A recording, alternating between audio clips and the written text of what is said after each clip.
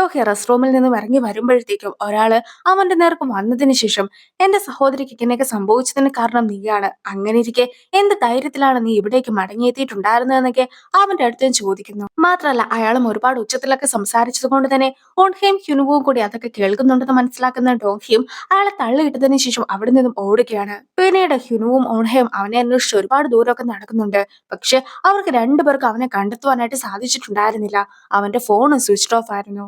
പിന്നീട് ഡോങ്കിനെ കുറിച്ചൊക്കെ ഹ്യുനുവിന്റെ അടുത്ത് ഓൺഹ ചോദിക്കുമ്പോഴത്തേക്കും അവനും 4-5 വർഷം മുമ്പ് ഹൈസ്കൂളിലൊക്കെ പഠിക്കുന്ന സമയത്ത് ഇതേ സ്ഥലത്ത് തന്നെയായിരുന്നു താമസിച്ചിട്ടുണ്ടായിരുന്നതെന്നും അതുകൊണ്ടായിരിക്കാം ഒരു പക്ഷെ അയാളും അവന്റെ നേർക്ക് വന്നിട്ടുണ്ടാവുക എന്നും ഹ്യുനുവും പറയുകയാണ്. എന്തായിരുന്നു ശരിക്കും അവന് സംഭവിച്ചിട്ടുണ്ടായിരുന്നതെന്നും കൂടി ഓൺഹ ചോദിക്കുന്നു. എന്തായാലും അവർ രണ്ടുപേരും കൂടി തിരിച്ച് ഡോഹിയുടെ അടുത്തേക്ക് എത്തി കഴിയുമ്പോഴത്തേക്കും ഡോഹിയും താനൊരു കൂട്ടുകാരനെ കണ്ടിട്ടുണ്ടായിരുന്നുവെന്നും അവനോട് സംസാരിച്ചിരുന്ന നേരം പോയതായിരുന്നുവെന്നും അങ്ങനെയാണ് ഇപ്പോൾ മടങ്ങി എത്തിയതെന്നും ഒക്കെ അറിയിക്കുന്നു. സോ അവനും ഒരു പ്രശ്നവും ഇല്ല എന്നൊക്കെ മനസ്സിലാക്കുമ്പോഴത്തേക്കും അവര് ഹാപ്പി ആകുന്നുണ്ട്. ജയ്സോയും ഹിനുവിനെ കാണുമ്പോഴത്തേക്കും ഇതന്ന് പാർക്കിൽ കണ്ട ആളല്ലേ, നിങ്ങൾ രണ്ടുപേരും എന്താണ് ഒന്നിച്ചൊക്കെ ഇരിക്കുന്നതെന്ന് ചോദിച്ചുകൊണ്ട് അവരെ വിളിച്ചുകൊണ്ട് അകത്തേക്കൊക്കെ പോകുന്നു. ഓൺഹയും ഹ്യുനുവും തമ്മിൽ എന്ത് ബന്ധമാണുള്ളത്, നിങ്ങൾക്ക് എങ്ങനെയാണ് പരിചയമുള്ളതെന്നൊക്കെ ജയ്സോയും അവരുടെ അടുത്ത് ചോദിക്കുന്നുണ്ട്. ഇനി അവർക്ക് കഴിക്കുവാനായിട്ട് ഗ്രേപ്സ് ഒക്കെ കൊണ്ടുവന്ന് വെക്കുമ്പോഴത്തേക്കും അവർ അങ്ങോട്ടും ഇങ്ങോട്ടൊക്കെ ഷെയർ ചെയ്ത് കഴിക്കുന്നത് കാണുന്ന ഹ്യുനുവോ നിങ്ങൾ തമ്മിൽ എങ്ങനെയാണ് ഇത്രയ്ക്ക് അടുപ്പമൊക്കെ ആയത്, നിങ്ങൾ എങ്ങനെയാണ് ഈ ഒരു വീട്ടിലേക്കൊക്കെ എത്തിപ്പെട്ടതെന്നൊക്കെ അവരോടും ചോദിക്കുന്നു. അതിന് മറുപടിയായിട്ട് മാൻഹോയും ബോസ് ഞങ്ങളെ ഓരോരുത്തരെയുമായിട്ട് വീട്ടിലേക്കൊക്കെ കൂട്ടിക്കൊണ്ട് വരികയായിരുന്നു എന്നൊക്കെ മറുപടി കൊടുക്കുന്നുണ്ട്. പക്ഷേ ഇതില് ഞങ്ങളായിരിക്കും ചോദ്യം ചോദിക്കുക, അല്ലാതെ നിങ്ങളല്ല. സോ ഞങ്ങൾ ചോദിക്കുന്ന ചോദ്യത്തിന് നിങ്ങൾ മറുപടി മാത്രം പറഞ്ഞാൽ മതി എന്ന് പറഞ്ഞ് ജെയ്സോയും ഇരിക്കുന്നു. അതൊക്കെ പോട്ടെ, നിനക്ക് വല്ല പണിയൊക്കെ ഉണ്ടോ, എന്താണ് നിന്റെ ജോലി എന്നൊക്കെ ജെയ്സോ ചോദിക്കുമ്പോഴത്തേക്കുമാണ് അവനും ഒരു പ്രോസിക്യൂട്ടർ ആണെന്നൊക്കെ അറിയിക്കുന്നത്. അത് കേൾക്കുമ്പോൾ തന്നെ അത്രയും നേരം ഉണ്ടായിരുന്ന ഷോ ഓഫ് എല്ലാം തന്നെ അവര് നിർത്തുന്നു. പിന്നീട് ഹ്യുനുവോടെ ഇരിക്കുന്നതൊക്കെ ചിഹ്വാനും കാണുകയാണ്. അങ്ങനെ ഇരിക്കെ ചിഹ്വാൻ എല്ലാവരുടെയും അടുത്ത് നന്ദിയൊക്കെ പറഞ്ഞ് പോക്കുവാനായിട്ടും തുടങ്ങുന്നു. എന്തായാലും ഹ്യുനുവോ ചിഹ്വാന്റെ വീട്ടിലേക്ക് വന്നത് ചിഹ്വാൻ അത്രയ്ക്ക് ഇഷ്ടപ്പെട്ടിട്ടൊന്നും ഉണ്ടായിരുന്നില്ല. എങ്കിൽ പോലും ഇവരെന്നെ ക്ഷണിച്ചത് കൊണ്ട് മാത്രമാണ് ഞാനും വന്നിട്ടുണ്ടായിരുന്നതെന്നൊരു മറുപടിയൊക്കെ അവനും കൊടുക്കുകയാണ്. എനിക്കിപ്പോഴും ഉണയുടെ അടുത്തുള്ള ഇഷ്ടത്തിൽ യാതൊരു വിധത്തിലുള്ള മാറ്റവുമില്ല. അതുകൊണ്ട് തന്നെ അവൾ കുറച്ചു കാലത്തേക്ക് മാത്രമായിരിക്കും ഇവിടെ താമസിക്കുക എന്നൊക്കെയാണ് ഞാൻ കരുതുന്നത്. മാത്രമല്ല അവൾക്ക് എന്തെങ്കിലും സംഭവിക്കുകയാണെങ്കിൽ ആ നിമിഷം തന്നെ അവളെ വീട്ടിൽ നിന്ന് ഞാൻ കൊണ്ടുപോകുന്നതായിരിക്കുമെന്ന് കൂടി ഹ്യുനുവോ അറിയിക്കുന്നു. എന്തായാലും ഹ്യുനുവോ വളരെ നല്ലൊരു വ്യക്തിയാണെന്നാണ് ജെയ്സോയ്ക്ക് തോന്നുന്നത്. ഓൺഹയും ഹ്യുനുവും തമ്മിൽ ഇഷ്ടത്തിലൊക്കെ ആവുകയാണെങ്കിൽ നമ്മുടെ വീട്ടിലും ഒരു പ്രോസിക്യൂട്ടറൊക്കെ ഇരിക്കുമല്ലോ എന്ന് പറഞ്ഞ് ആ ഒരു ഹാപ്പിനെസ്സിലായിരുന്നു മാൻഹോ ഉണ്ടായിരുന്നത്. പക്ഷെ ജീഹ്വനും ഓൺഹയും തമ്മിൽ ഇഷ്ടത്തിലാണെന്ന് മനസ്സിലാക്കിയ ഒരേ ഒരു വ്യക്തി ഹോങ്കിയായിരുന്നു. അതുകൊണ്ട് തന്നെ ഹോങ്കി ഇതൊക്കെ എങ്ങനെ അവരുടെ അടുത്ത് പറയുമെന്ന് അറിയാതിരിക്കുന്നു. എങ്ങനെയാണ് നീ ഹ്യുനുവിനെ കണ്ടുമുട്ടിയതെന്ന് ജിഹോൻ ചോദിക്കുമ്പോഴത്തേക്കും ഞാനും ഡോഹിയും കൂടി ഒരു കടയിലൊക്കെ കയറിയപ്പോഴത്തേക്കും അവിടെ വെച്ചായിരുന്നു ഹ്യുനുവിനെ കണ്ടിട്ടുണ്ടായിരുന്നത്. മാത്രമല്ല ഡോഹിക്കും ഹ്യുനുവിനും പരസ്പരം അറിയാമായിരുന്നു.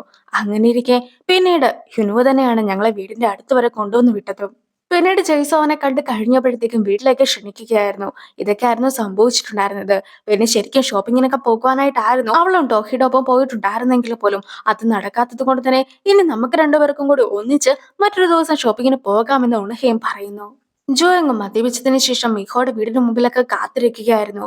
അങ്ങനെ ഇരിക്കെ അറിയാതെ അവന്റെ ഫോണിൽ നിന്ന് മിഹോയ്ക്ക് കോളൊക്കെ പോകുന്ന സമയത്ത് തന്നെ മിഹോയും വഴിയിലേക്കൊക്കെ ഇറങ്ങി വന്നിട്ടുണ്ടായിരുന്നു. കഴിഞ്ഞ തവണ നിന്റെ അടുത്ത് എനിക്ക് ക്ഷമ ചോദിക്കാനായിട്ട് സാധിച്ചില്ല, അതുകൊണ്ടാണ് ഇപ്പോൾ ഞാൻ നിനക്ക് വേണ്ടിയിട്ട് ഒരുപാട് ഫ്രൂട്ട്സും കാര്യങ്ങളൊക്കെ മേടിച്ചുകൊണ്ട് വന്നിട്ടുള്ളതെന്ന് പറഞ്ഞ് അതെല്ലാം തന്നെ ജോയങ്ങ് അവളെ കാണിച്ചു കൊടുക്കുന്നു. നിനക്ക് ശരിക്കും എന്നെ ഇഷ്ടമില്ലേ, അതുകൊണ്ടാണോ നീ എന്റെ ഒപ്പം ഡേറ്റിന് വരുവാനായിട്ട് സമ്മതിക്കാതിരുന്നതെന്നൊക്കെ ജോയങ്ങും അവളുടെ അടുത്ത് ചോദിക്കുന്നു. അങ്ങനെ പറഞ്ഞതിന് ശേഷം അവന് ബോധമൊക്കെ കേട്ട് അവളുടെ തോളിലായിട്ട് വീഴുകയാണ്.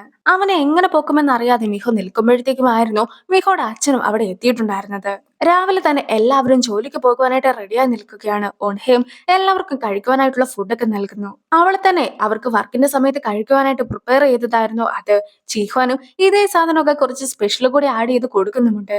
ഓൺഹയുടെ വർക്കൊക്കെ തീരുമ്പോഴത്തേക്കും ജിഹ്വാനായിട്ട് തന്നെ ഓൺഹനെ കൂട്ടിക്കൊണ്ടു വരാമെന്നൊക്കെയാണ് പറയുന്നത്. എന്ത് കാര്യമുണ്ടെങ്കിലും അവനെ കോൾ ചെയ്യുവാനായിട്ടും അറിയിക്കുന്നു. പിന്നീട് അവനും പോകുന്നതിന് മുമ്പ് അവൾക്കൊരു ഹഗ് ഒക്കെ കൊടുത്തതിന് ശേഷമാണ് പോകുന്നത്. ഓൺഹയും അവളുടെ പാർട്ട് ടൈം വർക്കൊക്കെ കണ്ടിന്യൂ ചെയ്തുകൊണ്ടിരിക്കുന്നു. ഓൺഹ എല്ലാവർക്കും ഫുഡൊക്കെ കൊടുത്തിട്ടുണ്ടായിരുന്നെങ്കിൽ പോലും എല്ലാവർക്കും സ്പെഷ്യൽ ആക്കുവാനായിട്ട് അവളും അതിലൊക്കെ അവരുടെ പേരൊക്കെ എഴുതിയിട്ടായിരുന്നു കൊടുത്തത്. അതൊക്കെ കണ്ട് ഹാപ്പി ആയിട്ടൊക്കെ ഡോഹി നിൽക്കുമ്പോഴത്തേക്കും നിനക്ക് എങ്ങനെയാണ് ഹ്യുനുവിനെ അറിയാവുന്നതെന്നൊക്കെ ജീഹ്വാനും ചോദിക്കുന്നു. പണ്ട് ഹ്യുനുവിനെ സഹായിച്ചിട്ടുണ്ട്. മാത്രല്ല അവൻ എന്റെ അടുത്ത് ഒരു ഇഷ്ടമൊക്കെ ഉള്ളത് കൊണ്ടും എന്നെ കുറിച്ചോർത്ത് വ്യാകുലതയൊക്കെ ഉള്ളത് കൊണ്ടുമായിരുന്നു ഇന്നലെ വീട്ടിലേക്ക് പോലും അവൻ എത്തിയിട്ടുണ്ടായിരുന്നതെന്നൊക്കെ ഡോഹി പറയുമ്പോഴത്തേക്കും നീ നന്നായി തന്നെ വർക്കൊക്കെ ചെയ്യുന്നുണ്ടല്ലോ, അതുകൊണ്ട് തന്നെ നീ മറ്റൊന്നിനെ കുറിച്ചും ഓർത്ത് ടെൻഷൻ അടിക്കേണ്ട യാതൊരു വിധത്തിലുള്ള കാര്യവുമില്ല എന്ന് ജീഹ്വാനും അവനെ അറിയിക്കുന്നു. നേരത്തെ ഡ്രഗ് കേസൊക്കെ ഉണ്ടല്ലോ, ആ ഒരു കേസിൽ നിന്നും ഹ്യൂനുവിനെ ഒഴിവാക്കിയിട്ട് മറ്റൊരാളെ നിയമിച്ചിരിക്കുകയാണ് ചീഫും. നിനക്ക് അന്വേഷിക്കാനായിട്ട് ഒരുപാട് കേസുകളൊക്കെ ഉണ്ട്. അതൊക്കെ അന്വേഷിച്ച് ഇവിടെ ഇരുന്നാൽ മതി നീയും. അതല്ലാതെ നേരത്തെ പറഞ്ഞതുപോലത്തെ കള്ളപ്പണത്തിന്റെ കേസുമായിട്ടൊന്നും മുന്നോട്ട് പോകാനായിട്ട് പാടില്ല എന്നൊക്കെ പറഞ്ഞ് ചീഫ് പോകുവാനായിട്ട് തുടങ്ങുമ്പോഴത്തേക്കും ചീഫിനും ഈ ഒരു കേസിൽ പങ്കുണ്ടോ എന്ന് അവനും നേരിട്ട് ചോദിക്കുകയാണ്. പക്ഷേ തനിക്ക് യാതൊരു വിധത്തിലും ഈ കേസിൽ പങ്കില്ല എന്ന രീതിക്കാണ് ചീഫും സംസാരിക്കുന്നത്. ഓൺഹയും വർക്കൊക്കെ ചെയ്തുകൊണ്ടിരിക്കുന്ന സമയത്ത് ഒരു നോട്ടീസൊക്കെ അവളുടെ കയ്യിൽ നിന്നും താഴേക്ക് പോകുന്നു. അപ്പോഴേക്കും അതിലൊരാളും ചവിട്ടിയിട്ടുണ്ടായിരുന്നു. ജീഹാനും ഓൺഹനെ കാണുവാനായിട്ട് അവൾ വർക്ക് ചെയ്യുന്ന സ്ഥലത്തേക്ക് എത്തിയതായിരുന്നു. അപ്പോഴാണ് ഈ ഒരു ദൃശ്യങ്ങളൊക്കെ അവനും കാണുന്നത്. അവളുടെ അടുത്ത് നിന്നിട്ടുണ്ടായിരുന്ന വ്യക്തിയും മുഖമൊക്കെ മറച്ചിട്ടുണ്ടായിരുന്ന ബലൂണൊക്കെ മാറ്റുമ്പോഴത്തേക്കും അത് ആരാണെന്ന് മനസ്സിലാക്കാതെ അവളും നിൽക്കുന്നു. അവളും നിങ്ങൾ ആരാണെന്ന് അയാളോട് ചോദിക്കുമ്പോൾ ഓൺഹയുടെ പേരൊക്കെ വിളിച്ചതിന് ശേഷം യാങ്ങും കയ്യിലുണ്ടായിരുന്ന ബലൂൺസ് ഒക്കെ അവൾക്ക് നേരെ നീട്ടുകയാണ്. പക്ഷെ ജീഹോനും അവിടെ എത്തി യാങ്ങിന്റെ കൈയൊക്കെ പിടിച്ചു മാറ്റുന്നു. മാത്രല്ല യാങ്ങിന്റെ കഴുത്തിന് പോലും അവൻ പിടിക്കുന്നുമുണ്ട്. നീ എന്തിനാ ഇവിടെ എത്തിയിട്ടുണ്ടായിരുന്നതെന്ന് ജീഹ്വാനും യാങ്ങിന്റെ അടുത്ത് ചോദിക്കുമ്പോഴത്തേക്കും നീ എന്റെ ഒരു സഹോദരനെ പോലെയല്ലേ, അങ്ങനെ ഇരിക്കെ ഞാനും എന്റെ ചേട്ടത്തിനെയൊക്കെ ഒന്ന് കാണുവാനായിട്ട് വന്നതാണെന്നൊക്കെ പറഞ്ഞുകൊണ്ട് ഓൺഹെനെ നോക്കുകയാണ് യാങ്ങും. എന്തായാലും നിനക്കൊരു ഗേൾ ഫ്രണ്ട് ഒക്കെ ആയ സ്ഥിതിക്ക് അത് എന്നെയെങ്കിലും അറിയിക്കാമായിരുന്നു എന്നൊക്കെ പറഞ്ഞ് യാങ് നിൽക്കുമ്പോഴത്തേക്കും എന്റെ കൂടെയുള്ള ആരുടെയും അടുത്ത് നിന്നെ കാണുവാനായിട്ട് പാടില്ല എന്നൊക്കെ ആയിരുന്നല്ലോ ഞാൻ പറഞ്ഞിട്ടുണ്ടായിരുന്നത്.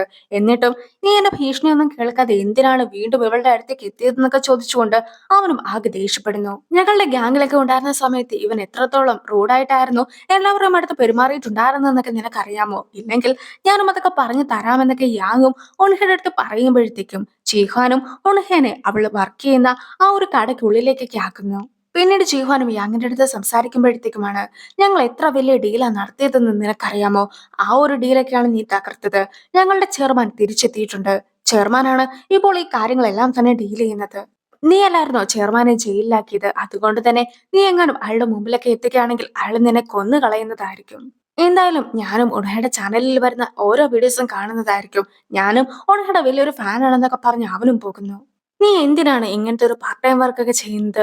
ഒരുപാട് അപരിചിതർ നിന്നെ കണ്ടുമുട്ടുന്നതായിരിക്കും. നിനക്ക് തന്നെ ഇത് ഒരുപാട് അപകടകരമായിട്ടുള്ള ഒരു കാര്യമാണ്. സോ നീയും ഈ ഒരു വർക്കൊക്കെ നിർത്തേണ്ടതായിട്ടുണ്ടെന്നൊക്കെ ചിഹ്വാൻ പറയുന്നുണ്ടെങ്കിൽ പോലും ഇപ്പോൾ തന്നെ എന്താണ് സംഭവിച്ചതെന്ന് എനിക്ക് അറിയുകയില്ല. എന്തായാലും ഞാൻ ഈ ഒരു വർക്കൊക്കെ കംപ്ലീറ്റ് ചെയ്യുന്നതായിരിക്കും. മാത്രമല്ല ഇതല്ലാതെ എനിക്ക് മറ്റൊന്നും തന്നെ ചെയ്യുവാനായിട്ടുമില്ല എന്നൊക്കെ പറഞ്ഞ് അവളും വാശി പിടിച്ചു നിൽക്കുന്നു.